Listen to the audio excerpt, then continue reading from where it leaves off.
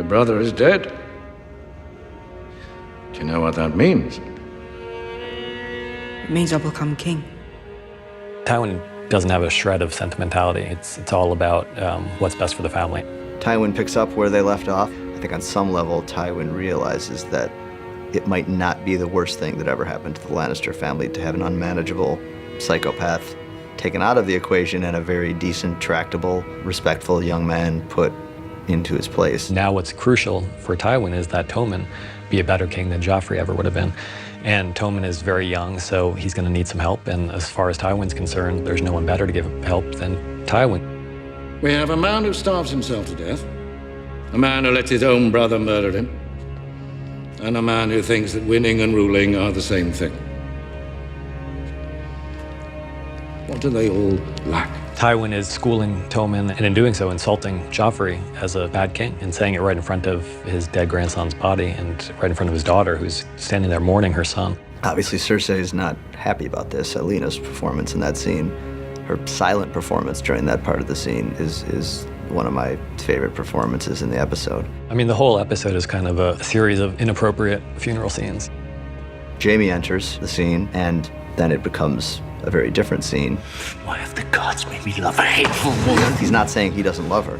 He's saying that he wishes he loved somebody less hateful, but unfortunately, he loves her, and she happens to be his sister on top of it. It becomes a really kind of horrifying scene because you see, obviously, Joffrey's body right there, and you see that Cersei is resisting this. She's saying no, and he's forcing himself on her. So it was a really uncomfortable scene and a tricky scene to shoot. Diamond! Hide! Hide! The wildlings have always seemed like a pretty rough group of people, and I think the Thenns are the wildlings that the other wildlings consider a very rough group of people. The other wildlings we've met are kind of like the Hells Angels. You know, they're tough, but you kind of figure if you were friends with them, they'd be fun guys to hang out with. The Thenns are pretty much the worst the wildlings have to offer. The wildlings are not a single mass of people who have traditionally fought together. They're actually a congregation of tribes, most of whom have hated each other for generation after generation, and they've been killing each other as long as they've been killing men of the Night's Watch. I'm going to eat them. Do you hear me? I'm going to eat your dead mama, and I'm going to eat your dead papa. The Thenns are probably the most feared of all these northern tribes. Even amongst the wildlings, who are pretty combative people, they're the most warlike of the tribes. They're given to cannibalism and scarring their faces, and you know, everything for them is fighting and warfare and killing.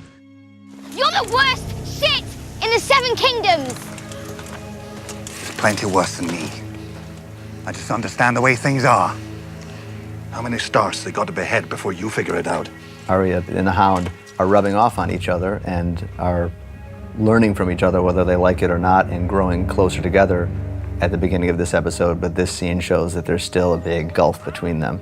Arya's toughened up quite a bit since her first days, and she was always kind of a tough kid, but she's seen so much horror that she's become inured to a lot of it. She still has a kind of native sense of fair play. You know, there are things that seem right to her and things that seem wrong, and that doesn't change. Even as nasty as Arya might get and as much of a killer as she might become, she still does have this kind of native sense of right and wrong that she learned from her father and her mother. The Hound operates on a much more purely, ruthlessly pragmatic level. He's all about surviving, and as he points out, this farmer has money, and he's not going to have it for long because he can't defend himself, and people who are bigger than him and meaner than him are going to come and take that money from him. In the Hound's mind, letting this man keep his money is almost an immoral act in itself because somebody else is going to have it come winter, and either it's going to be him or it's going to be somebody even worse than him.